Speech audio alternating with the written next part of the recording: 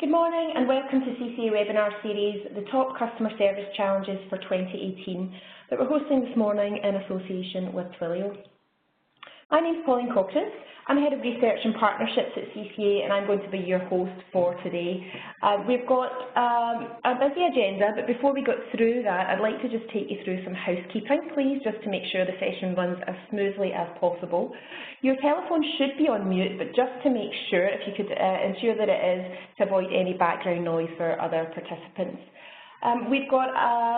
Today's session will be recorded, so don't worry too much if you miss some content and you don't get all your notes. We will be sharing the recording afterwards, along with the presentation, so please bear that in mind as we go through. We'd like this to be as interactive as possible, so if you do have some questions as we go through the session, then we will be taking some questions at the end of our conversation today. So there's a Q&A function that you can use to post questions to myself and our expert contributor for this morning. So if you could post that through the Q&A function. There is a chat function also if there's anything in particular that you'd like to send to myself and our guest speaker today. And please join the conversation on Twitter if you would like to participate there as well, and the Twitter handles are on the screen. So without any further ado, today's agenda, I'm going to give an overview and just an introduction to some of the things that we're seeing at CCA by way of topics and trends, and then I'm going to specifically talk about the research findings from the project that we'll be working on with Twilio, which is around the top customer service challenges for 2018. I'm then going to invite Simon West, who's Director of Alliances at Twilio, to give us a bit of an overview from his perspective and what Twilio are seeing in the market, and just to add a bit of value into the conversation there as well. We'll then have some time for Q&A at the end, as I mentioned, so please don't forget to post your questions as we go through. I will remind you of that a wee bit later on, but please do that and we can get to them in turn at the end of the session. So we all know that we're living in a world now where increasing customer expectations are a given. It's changing across the board, and whilst we might compare ourselves within our own sectors to say, we're one of the leading banks, we're one of the leading utilities, we're one of the leading retail organisations. What customers are doing is very different. They're comparing all of the experiences that they have across the board with you. So that could be, Amazon, who are very slick at what they do, Airbnb, Uber, especially some of these new startup and disruptor brands, and how the experience that they have across them is coming and what they're comparing against you as an organisation. So it's important to ensure that the service that we can offer to customers in that respect is fit for purpose and actually tries to meet some of their expectations. But that's easy for us to sit here and say and talk about, but much harder to do as an organisation trying to make sure that your service is offered in the right way to your customers. So how do we do that? Well, we need to ask some of the critical questions, and that's not just about the customer service element of your organisation. That's really across the board. From a boardroom perspective, the boardroom need to be convinced that when they're making the best decision about the investment, they need the business case to add up before they'll commit to any changes or any improvements. From a service perspective, the service professionals generally understand that creating a good customer experience is critical to the brand. So why don't others in the business get that? Why are we not having those kinds of conversations? And then from a customer's perspective, they're not overly interested in how things are put together in your organisation, how your systems work or anything else. They just want to be dealt with quickly, they want to be dealt with responsibly, and they don't have time to wait. They're busy people and want to move on to the next thing. So customers aren't interested in how you solve their problems or how you're set up. They just want their issue dealt with. So that becomes and creates a very complicated environment that we're all trying to work in. And when we think about it, it's a bit of a jigsaw puzzle. We can see that it's really not that easy to do, and that's why we do have ongoing issues and ongoing challenges in our organisations to improve. So we have the customer separate from the contact centre and separate from the company, and I guess the job that we're all trying to do is to bring all of these elements closer together. and as things become more and more complex, it's sometimes easy for that gap to actually widen. When we look at, the range of channels listed across the bottom of the screen and how all that has to come into the organisation in a way that makes sense for the business, but ultimately in a way that makes sense for customers and how they can actually engage with you to get their problem solved. So, when we put that into the context of some of the things that we're talking about within our network and through some of the research that we do with, example of the project that we've just completed with Twilio, there's some recurring themes that have come through. So, future strategy, businesses are absolutely really focused on what their strategy might look like in the next 12 to 18 months. Really need to get the proper plans in place, understand that the pace of change is such now that we can't just wait on the time being right. It's something that we have to do as a given, and that's another recurring theme around change is the only constant. So it's about trying to make sense of all of that and the changes that you need to implement without thinking that there's ever going to be an ideal time. There probably isn't. There probably just needs to be times when you grab an area and you make that change that's needed and then move on to the next element of it. So, but another theme that's recurring, we've had lots of stuff last week around all the piece around Facebook. And how our data has been dealt with, and trust and fairness is an issue that's really, really rising to the top for organisations and customers, and how they're dealt with. And I don't think that's clearly one that's going to be going away very soon, but certainly one that we need to think about. How do we make sure that our brands are trusted? How do we keep our promises to customers and make sure that we are seen in that regard? And a lot of that can be dealt with by the knowledge and talent that we have in our organisations, knowing that those colleagues that are talking to customers every day have the right capability, the right skills and talent to deal with customers every day. And that's difficult to do if we're in a fairly buoyant job market at the minute. So some of your talent might be quite ready to move on to something else if something seems a better proposition. So you're not only just losing that person and that resource, you're actually losing their knowledge and talent and capability, which is much harder to replace when someone less experienced is coming into that role. So that's an ongoing topic that keeps coming back to us time and again over the last wee while, so that's something we need to think about how we address. Changing demographics, again, it's almost like there's a piece of the elastic that's been stretched and stretched, and how do we actually get from one end of the spectrum when we have a growing older demographic within our customer base, an older demographic also that has a lot more disposable income to spend, and we want to attract that in. However, at the other end of the elastic band, if you imagine it, we have millennials and younger generation coming through in the next few years that will absolutely want to engage very, very differently from the demographic at the other end. And us as organisations need to understand how we can make sure that elastic band is not stretched too far and breaks, and how do we address all of those needs with how we're set up. So ultimately, the theme that's coming through is that we need to be more agile, we need to make things simpler, we need to do things faster, and it needs to be better for customers. So that's really the tying in very nicely with the theme of our report and the outputs from the research that we've done.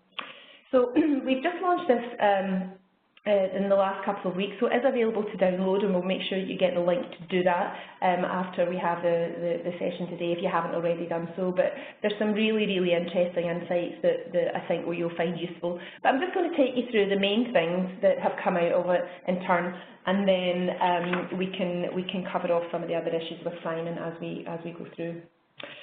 So firstly, who do we talk to? Lots of different kinds of organisations. You can see on the screen we've got a range from a lot of financial services, which are part of our network, public sector, but utilities, telcos, a really broad mix of organisations, a really broad mix of size of organisations as well. So quite a lot of larger organisations, but equally a good mix of smaller organisations to contribute their views and opinions as well. The type of person that we spoke to, again, fairly senior within the organisation, really focused on making those necessary improvements within their organisations and committed to doing that. So hopefully people just like you that you can recognise and align with by way of the feedback that's come through from the research. I'm not going to dwell on some of these slides too much because they are quite detailed, but what I want to do is just to show you the breadth of issues that we put to organisations when we ask them, what do you think will be the biggest challenge that you face related to your people in 2018? And you can see there's a broad range of responses that was available for people to respond to. But what we've come through, or what's come through, sorry, as a top three is firstly evolving and changing skill requirements. Requirement to handle more complex inquiries and giving more autonomy and empowerment to advisors. So, that reflects back to some of the things that we talked about earlier, in that we know that as transactional issues get automated, will potentially require a different skill set. But, are we actively recruiting for that just now, or are we using the same job spec that we've used for the last 5 years? Do we understand what it is we need to actually recruit for? And how do we know what we'll need in 2 to 3 years' time if things keep changing at a pace as they are? So, there's some really challenging questions that we need to ask ourselves and ask of our organisations within that. And how can we better understand how to help our team better help customers? The colleagues that we have that are dealing with customers day in daily have lots of experience, lots of capability and lots of knowledge, and how do we make sure that we tap into that capability to best effect? And generally, those are the guys that know mostly about the main concerns that customers are having. So how can we support them in being and having more autonomy and empowerment to actually help the customer as they're there to do? So lots of things to think about, and hopefully you'll recognise some of those issues there and think about, well, what does that mean for me and my organisation as well? But it is very much thinking about, well, how can we actually make things better for our colleagues, and how can we make that in turn better for our customers? We then touched on technology-related issues, and again, I'm not going to dwell too much on this particular graphic. You'll be able to read that in more detail in the report when you download it. But again, you can see there was a range of issues and a range of options where people could respond to that. And having the right technology in place is really critical to making a success of our interactions with customers, because if we don't have the right technology capability, then we're going to struggle in making those connections across the business. So the top 3 things that came out from the research around technology, biggest challenges around integrating systems and reducing the number of systems the teams have to use, trying to understand how automation and self-service can be improved, and then really trying to get that nirvana of single view of customer and truly joined up organisations. And again, none of these issues are particularly new. However, I think if we reflect back to some of the things that were talked about around customer expectations and the shift there's certainly more of an urgency around how we actually implement and make those proper decisions around that. And it's really telling us as service professionals that we know what we're trying to achieve, but sometimes, from some of the conversations that we've had, a lot of the suppliers and the conversations we have with suppliers are not necessarily the right conversations. We need to perhaps be more articulate in expressing what our objectives are when we're procuring technology, and in turn our technology partners and suppliers need to maybe explain a bit more about what we can actually achieve using particular technologies. And that's a point I'm going to pick up with Simon later on, because I think it's a really important one, that sometimes things are lost in translation a wee bit, particularly then if we add in another layer when procurement gets involved and things become potentially even more diluted. So there's some big issues around that are clearly challenges for organisations as we move forward through the rest of the year and into next year. So we then asked the question around changes in customer behaviour. So, we touched on already about increasing customer expectations, and again, just to see the breadth of responses that were available to organisations when they were doing the survey. But we want to really think about the top 3 again that's come through. So, Meeting expectations of quick and simple service, joined up service, improving communication and information available to customers. And I think for me that the third point is a really, really important one. Sometimes it's really easy to be able to just put forward all the options available to customers, but are we articulate enough in how we explain how customers can engage with us? Are we giving them enough information to understand what the best options are depending on what their issue is? And I think that's really important, and making sure that that then properly feeds into the other parts of the business also. So it's all about, know me and know my history, and then also thinking about, well, how, if you know me and you know what I do and when I do it, then how can you make that simpler for me? So, an example being, there are, lots of us still phone up to pay a bill or do particular things at particular times in the month, and generally, humans are creatures of habit. We like to do things in the same ways at the same time. So how can we as organisations understand that better and set ourselves up to deal with that customer and those types of customers in a different way, and knowing that that's what their behaviours are going to be. So we then asked, what's your organisation's biggest service challenge, for the year ahead? And again, you can see there's a wide range of responses, but once more focusing in on the top 3 organisational challenges. So improving our ability to be more agile and flexible, maximising digital channels, and I think that's a critically important one, and I'll pick up on that in a sec. And then understanding what technologies to invest in. So again, a bit of what we talked about before. People understand potentially the capabilities of artificial intelligence, of analytics, of web chat functions and everything else, but trying to make sure that they understand when it's applied to their organisation and in their context. I think that's a really critical point, because they can't risk making the wrong decision. They don't have the luxury of having extra budget available to do that. So it's really making sure that those decisions are made in the right way for their own organisation. And talking about digital channels, as customers, back again to the first slide about how we compare the organisations that we deal with across the board. If we don't have that flexibility to engage with customers, to engage with organisations in a digital environment, then we're probably going to compare that in a negative way in relation to other organisations that we deal with. And having that intuitiveness of contact and that intuitiveness of functionality, I think is really, really important for us to consider. Certainly not easy to achieve, but certainly something that we need to think about as we go through. Okay, so I'm now going to invite Simon in to join a bit of the conversation, and we're going to go through some of the rest of the findings and some of the things that I think will be of interest to everyone on the call today. But firstly, Simon, if you want to explain a bit about your role at Twilio and give us a bit more background to Twilio, that would be really helpful. Thanks, Pauline, and good morning, everybody. So my name is Simon West, as the slide clearly says. I'm responsible for our alliances and partner business here at Twilio. And Twilio is a cloud communications platform. So what does that mean? It means that we provide the infrastructure and the components as a service, so that either you, if you're looking to build your own communications platform and contact center platform, or to augment what you already have, or if you're working with an SI or an ISV that's building that solution for you, they can use those components to really deliver the level of outstanding customer experience that you as an organization want to deliver. And that can be anything from the voice channel to chat or SMS, through to video and screen sharing, et cetera, et cetera. And Twilio provides those key components to make that happen.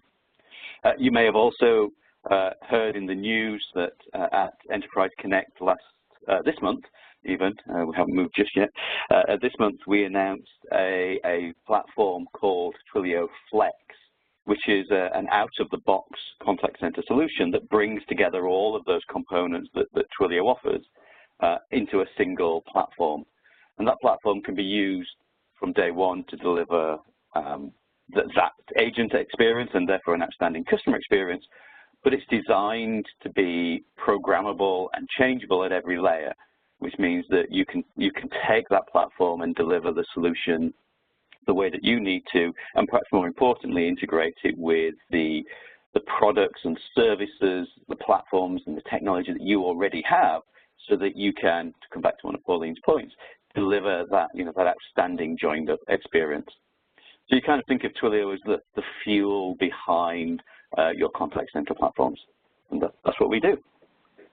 Excellent. Thanks so much for that, Simon. It's always good to put these things into context, I think, when there's such an array of technology and capability out there. So, and we've been delighted to be working with you guys over the last wee while to do, projects like this that really helps inform businesses to make the right decisions. So, thank you for that. I guess what I'm quite keen to cover over the next kind of 10-15 minutes or so is just some of the things that came out of the research. In particular, we asked the question to organisations about, what improvement investment, if they had to choose one thing, what would they think about investing in over the next year? What's the one thing that they're really focused on making an improvement on or making a change on? Now, you can see on the screen there's a whole host of different things that have come through, from reducing effort, and I think that's very much on point with some of the things that's come out of the wider findings within the research, really trying to make things a bit simpler. We've got simplification of systems and such. For you, Simon, what do you think was the kind of interesting elements that came out from these results? Yeah, thanks, Pauline. This slide really interests me because I think that there are a number of, I think, fairly broad themes that run through this. So if we take digital transformation, it's a fairly hot topic. You can't seem to connect to LinkedIn without seeing somebody talking about digital transformation right now. But of course, that means different things to different people, and really understanding what that brings to the organization is perhaps as important as just joining in the buzzword bingo of saying you're transforming your business. And for me, I think that investments in digital transformation are around things like adding greater automation and providing a better level of self-service for the consumers. If you think back to the comment Pauline made about that piece of elastic, and we've got at one end an aging population, but also we've got younger, more tech-savvy consumers. And if they're anything like my kids who are 20, 22, and 23, if they can do it via a self-service chat or speech recognition platform, then they're happy. And they only really want to speak to a human when either they want to do something that's complicated, or if you're really unlucky, your systems don't connect together to provide the level of automation and self-service that your customers need. Now, that automation and self-service plays quite nicely into AI and machine learning, and using bot technology as a vehicle for delivering that and driving that conversation with the consumer. And so one of the things that we see quite a lot in our customer base, and working with some of the partners that we have within our portfolio, they are using AI technology, and there's tons of it around, from Twilio's own Understand product through to Google's technology or Microsoft's technology. But they're using that AI technology to, first of all, start off by really getting a feel for customer intent. And so you can imagine a scenario where you call into the contact center and you get greeted with a message that is not playing you giving you a menu, but actually says, in a few words, just tell us how we can help you. And then using intelligence behind the scenes to route people to the right queue, especially once you've got to that understanding of where what they want to talk about, then you can drive them into a much more contextual flow through the contact center. And so if you phone up and you say that you want to understand where an order is, if your systems are well integrated and you've got that simplification and better connectivity, then you can actually, behind the scenes, go and look up the fact that I'm Simon West. You've got my phone number. You can find me in the CRM. You can go find me in the logistics platform, and you can see that my order is going to be shipped tomorrow, and then use the bot to deliver that information back. Now, this is not the work of science fiction or science fantasy, and one of the things that we see Twilio innovators doing is using these building blocks to be able to deliver that kind of outstanding joined-up customer experience. What that means is that from a staffing point of view, your agents effectively become, I guess, second-line support, in that they're dealing with the more complex and probably more interesting questions than just the simple, yes, it's going to be delivered tomorrow, thank you, and move on. And so you end up probably, we believe, within this scenario where your agents become more invested in what they're doing, and you improve the retention, reduce the turnover, because they're actually getting involved in the much more fun, for want of a better term, thorny kinds of inquiries that come through that automation today would struggle to deal with. I think as the organization building and delivering these solutions to your customers, the challenge is understanding where that break point is, and understanding what is sensible to deliver via automation, as much as where really you should fall back to a human. And so that's what I see here from in terms of this investment, and it's really about driving, connecting these services together to deliver that outstanding customer experience.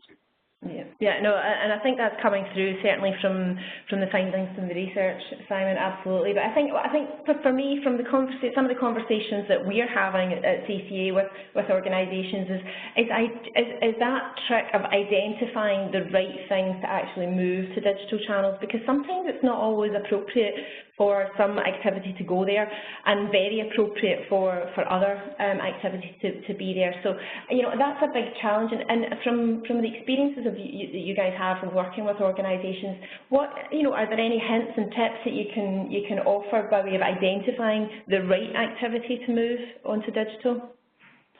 Interesting question. And I think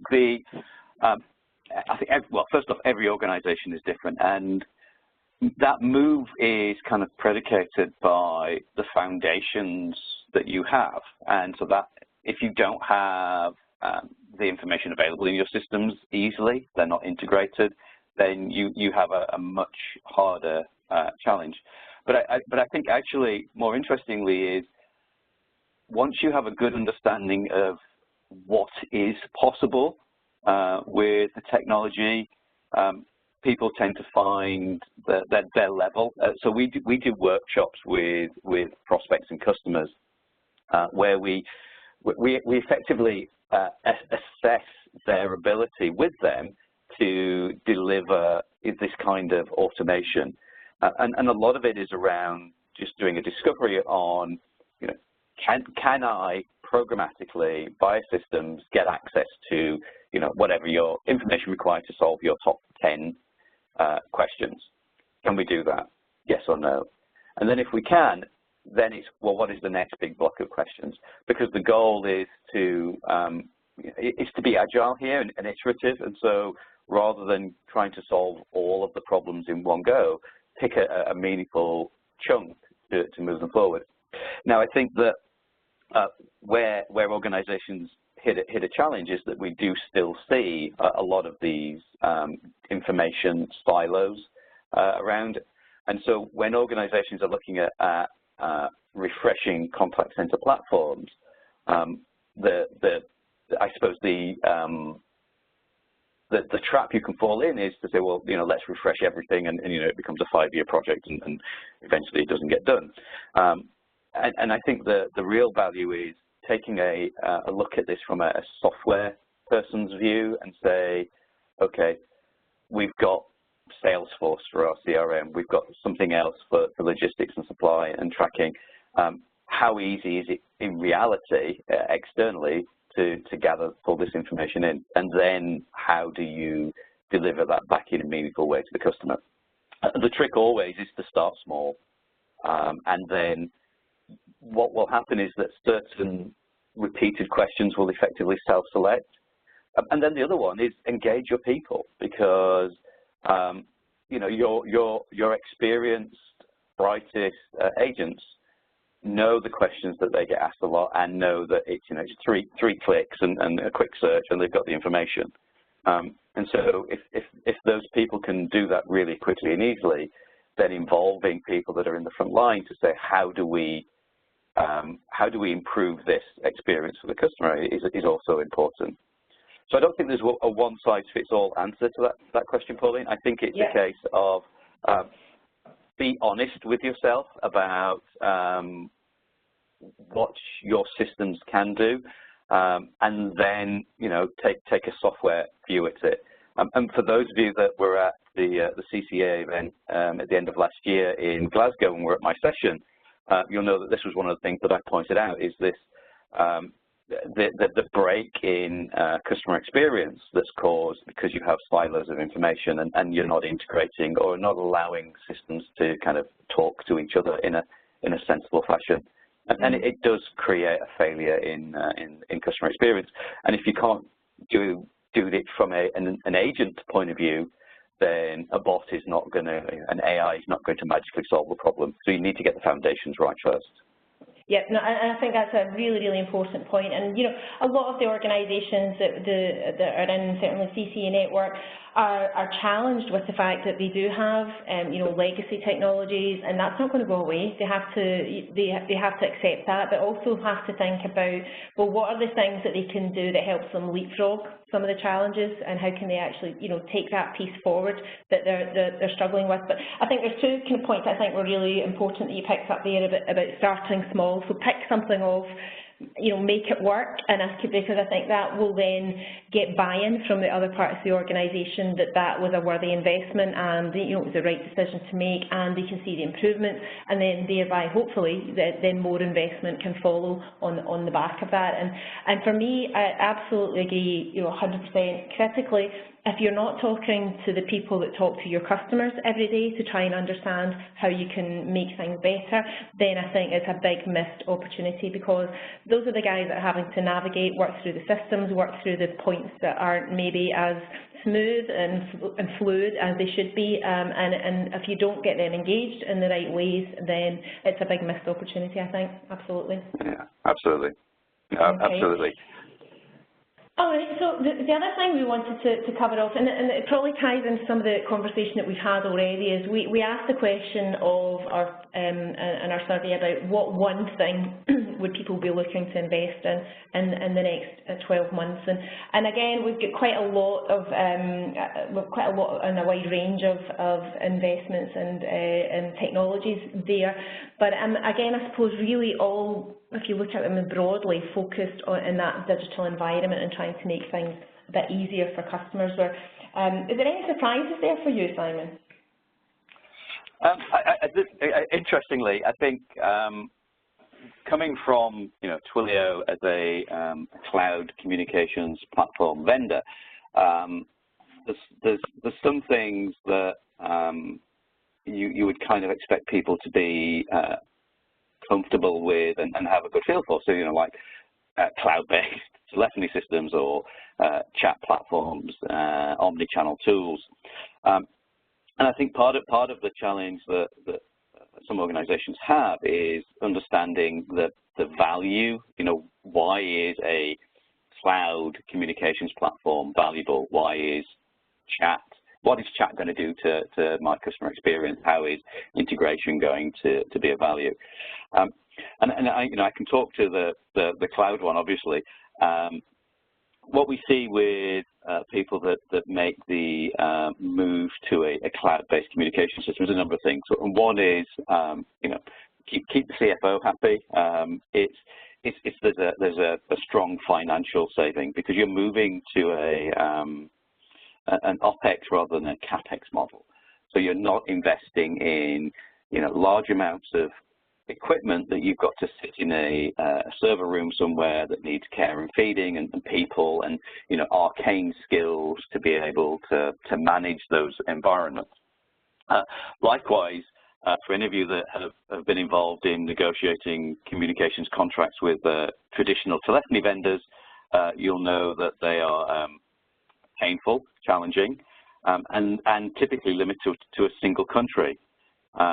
One of the reasons, interestingly, that people come to Twilio is that you can go from local to global in effectively one click, and that's essential, and one of the key benefits of a cloud telephony platform is that, you know, you can reach your customers and your customers can reach you wherever they are in the world, and ideally with a local number. And I think that's really important. So there's cost savings, there's those improvements to customer experience the cloud telephony brings.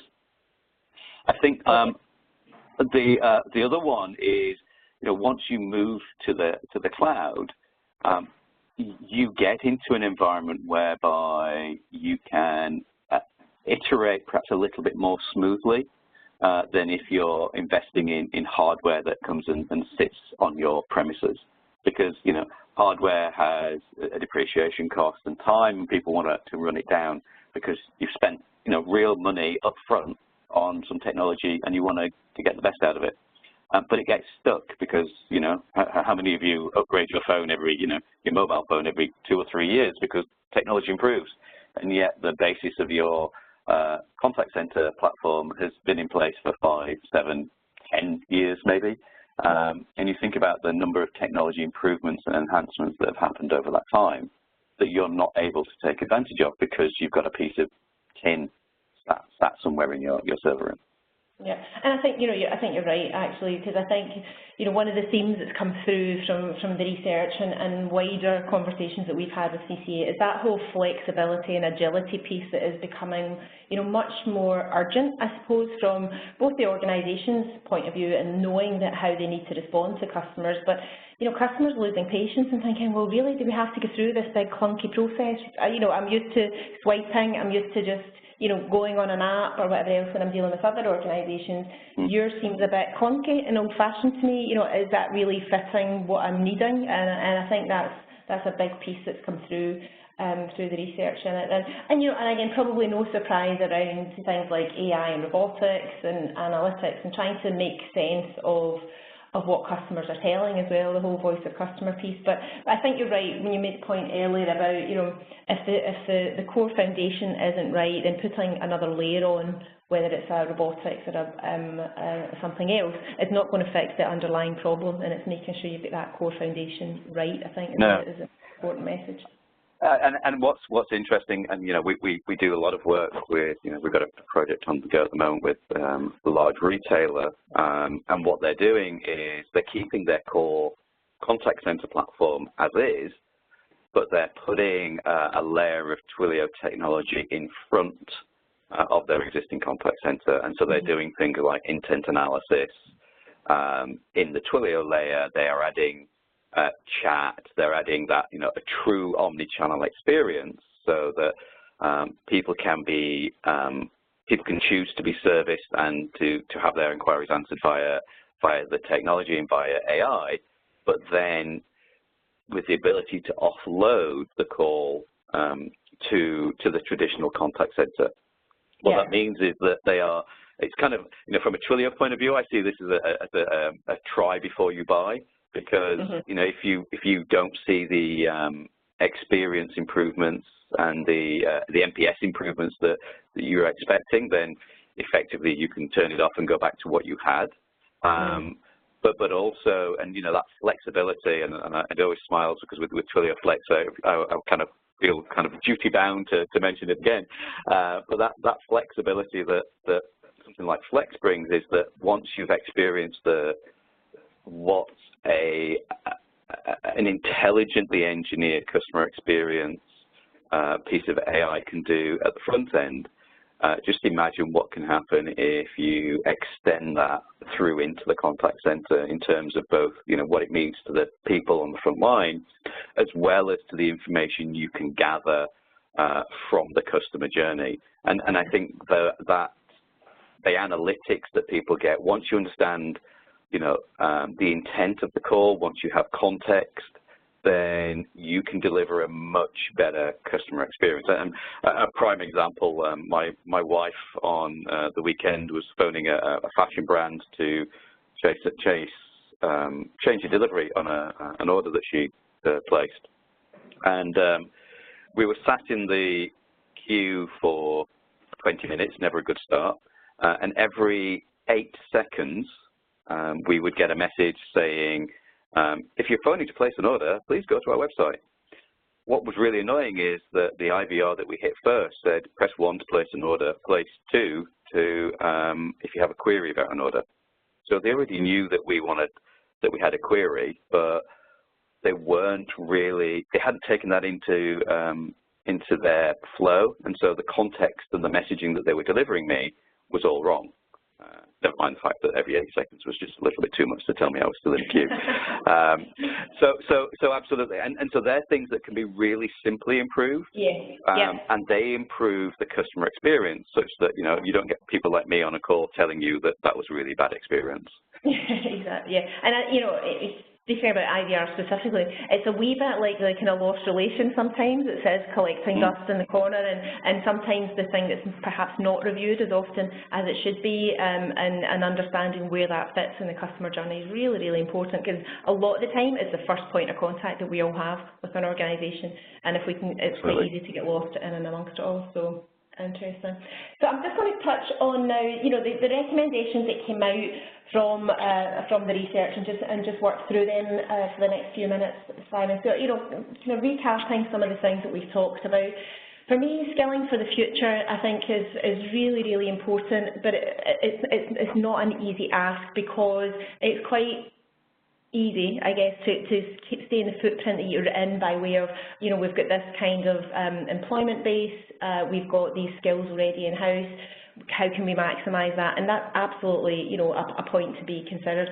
But I think over and above that, it's about, right, well, how can we try and understand and anticipate what we might need in 2 years' time, and how can we make sure that we've got that, how can we backfill that, really, I suppose, is the point there, and how can we make sure that we change the job specs, change the requirements to best fill that, because I think it's a really, really important point for the next couple of years for people.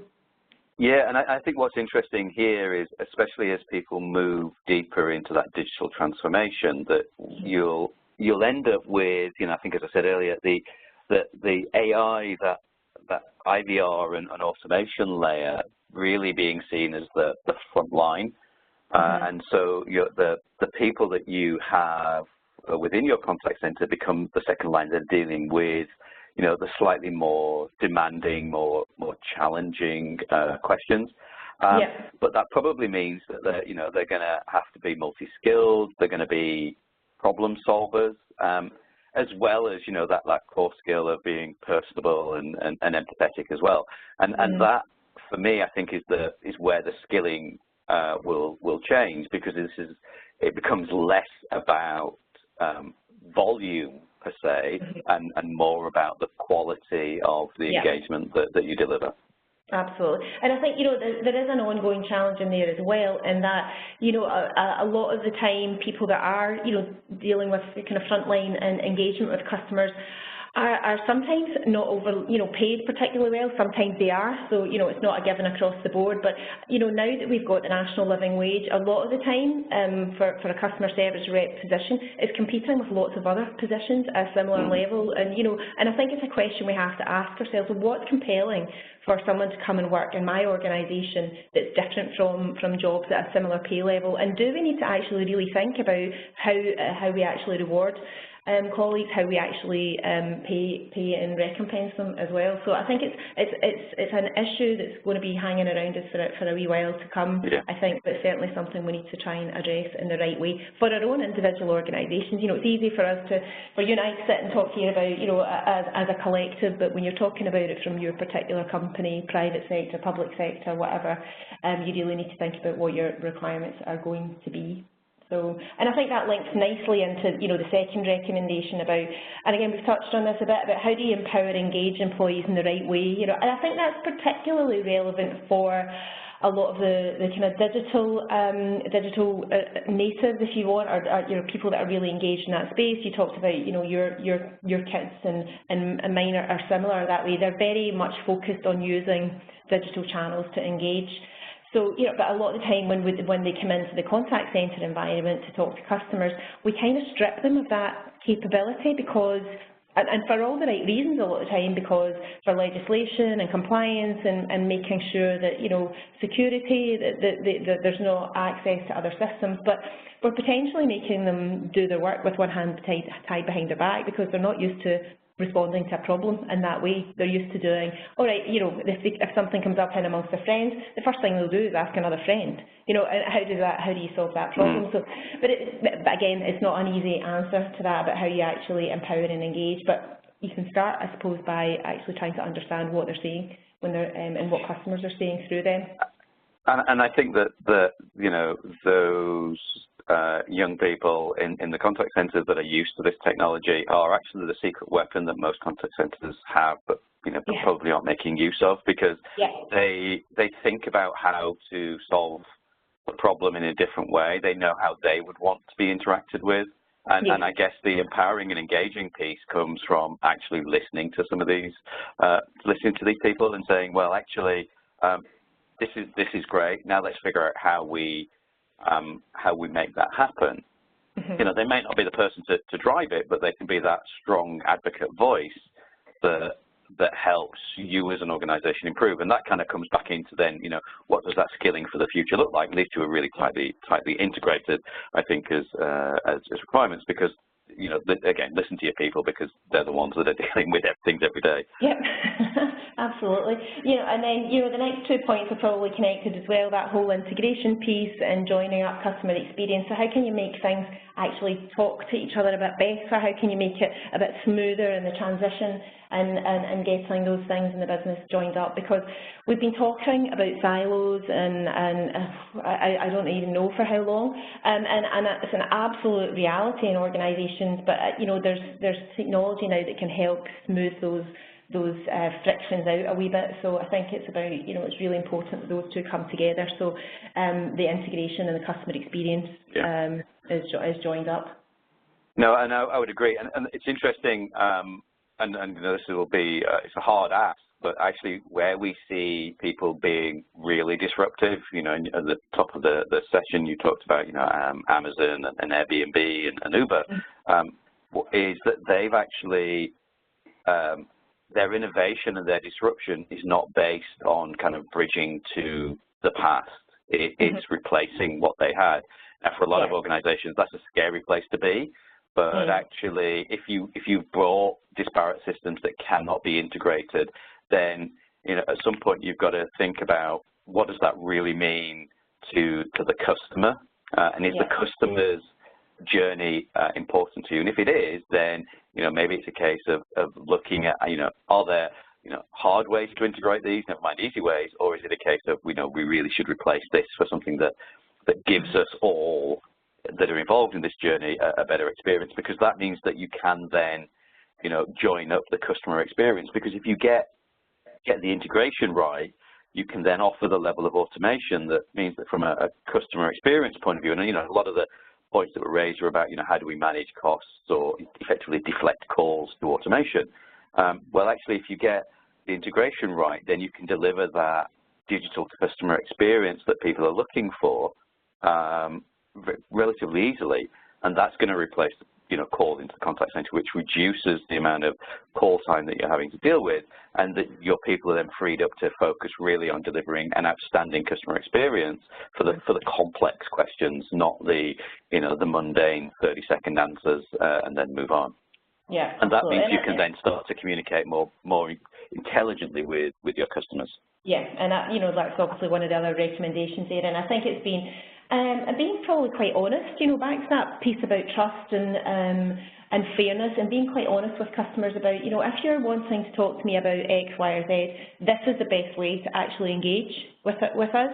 It may take, you know, X amount of time, however, you will get your issue resolved or whatever, you know, but it's about having that communication rather than trying to be everything to everyone. It's like thinking, right, okay, well, here's the limitations in the service, and here's the things that are the best way to do it, but be upfront about that and make it really clear in how they engage. And I suppose, you know, again, all of these points are very much connected, but, you know, using technology to help you do that better, and understanding the capabilities that are there and how to make sure that the right capabilities are coming to your business, and knowing how to make those informed decisions, because that's a big ask, and it's a scary ask sometimes as well for people.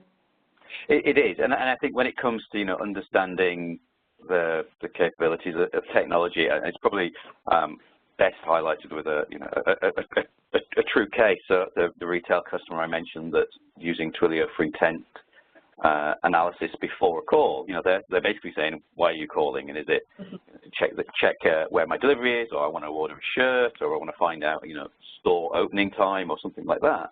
Now that, you know, that sounds okay, yeah, I can see why that's valuable, but the actual real value from that were when we were demoing the proof of concept live to the senior management team, and they moved away really quickly from the technology to actually what information was being surfaced in real time.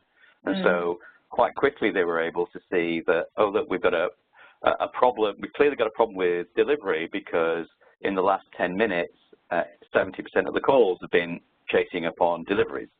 Yes. So it's using technology to surface, you know, business issues and making them available at the right time, at the right place, you know, and doing this in real time becomes really valuable to an organization.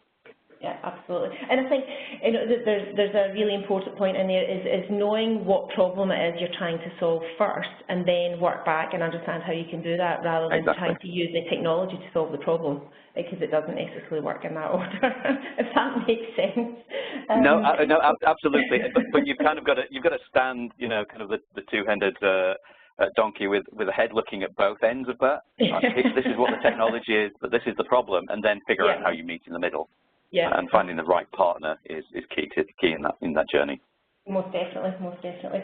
So we'll get some time for some questions before we wrap up this morning. So I've got a question in already, Simon, that's quite specific for public sector, and it'd be great to get your views on it. So the question is, what do you think is the future of customer support in public sector?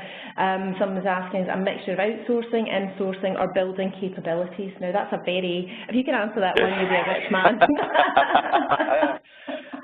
Well, let's have a start. So, you know, from the survey, 21% of respondents identified as public sector. So, you know, there's some good feedback in the report, and, you know, I'd urge you to kind of read through the report.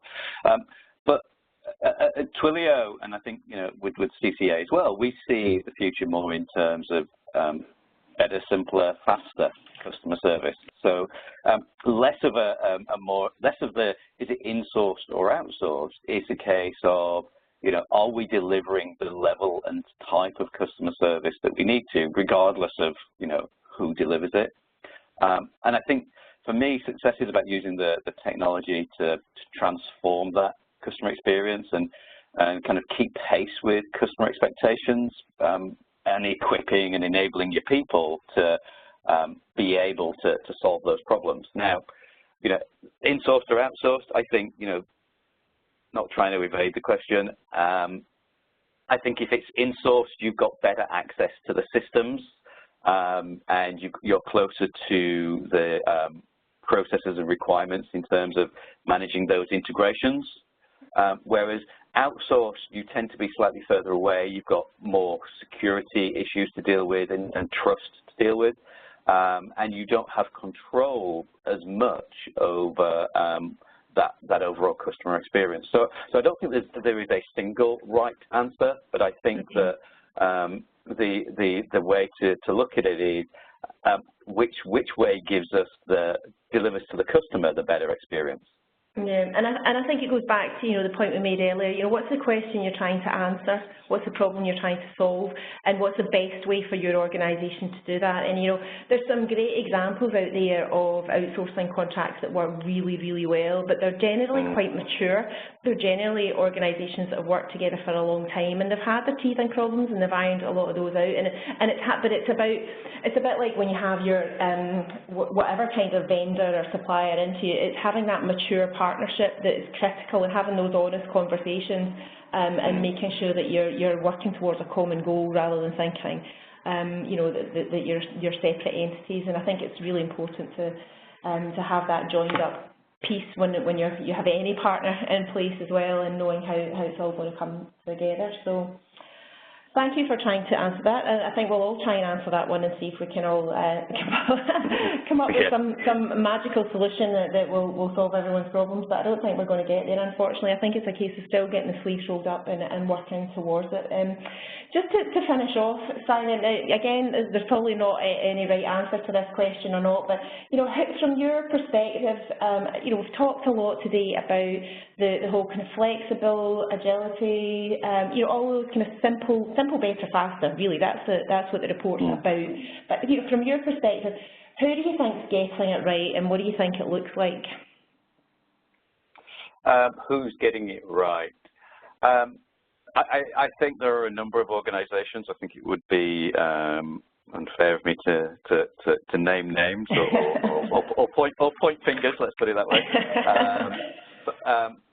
But I do see, especially within the Twilio customer base, people that engage fully with us in terms of understanding that communications doesn't need to be a rigid, static experience for people, and so that you can do really clever adaptive IVRs, for example. I have a client who, when you phone in, and they use Twilio technology to do this, you phone in, they've got your phone number. Before, as the phone is getting answered by the system, they go and do a lookup to see whether or not you've placed, and they're a retailer, whether or not you've placed an order in the last 24 hours.